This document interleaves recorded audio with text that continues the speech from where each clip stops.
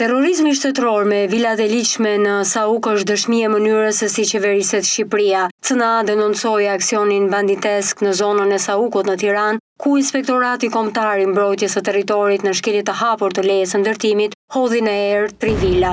Kompania që po ndërton në Sauk prej muajsh kishte përcjell kërkesën në Bashkinë Tiranë për një ndryshim për shkak të fizionomisë arkitektonike. Përgjigje kjo e vonuar nga autoritetet bashkiake, duke i shkaktuar biznesit dëme të mëdha.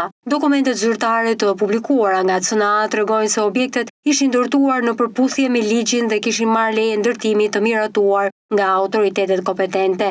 Ndërtimi i kompleksit rezidencial është kryer në bazë të lejes së ndërtimit për projektin kompleks rezidencial me objekte banimi 1, 2 dhe 3 kate, si dhe me 1 dhe 2 kate nën tokë, me pishina, basen ujor, mur rrethues dhe kabinë elektrike. Referuar dokumentacioneve, sipërfaqja totale e ndërtimit të miratuar ishte 13.666 m2 mbi tokë dhe 10.314 m2 nën tokë. Pas kësaj leje, subjekti zhvillues, kompania Austrian Construction Albania SHPK, në bashkëpunim me Lani SHPK si subjekt ndërtues, aplikua në vitin 2023 në Bashkinë e Tiranës për ndryshim të projektit ekzistues, pa e ndryshuar parametrat themelor të lejes, si numrin e kateve dhe sipërfaqet ndërtimore. Ndryshimet kishin të bënin vetëm me fizionominë arkitektonike dhe funksionalitetin e brendshëm të objekteve.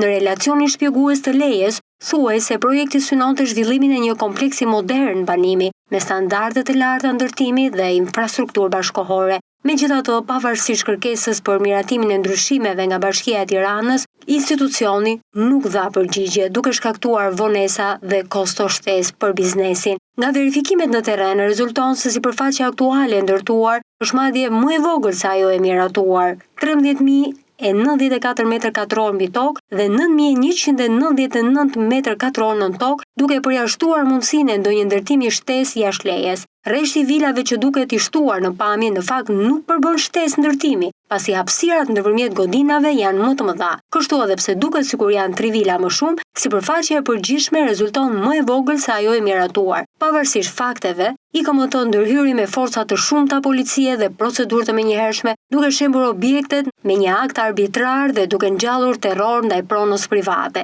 Me frym terrori mbi biznesin, IKMT vuri tritolin, por kur dinamiti nuk u përgjigj, me taksat e shqiptarëve përnotoi fadromat për të shkatruar djersën dhe mundin e ndërtuesit dhe të atyre që ndërronin të banonin në këto vila.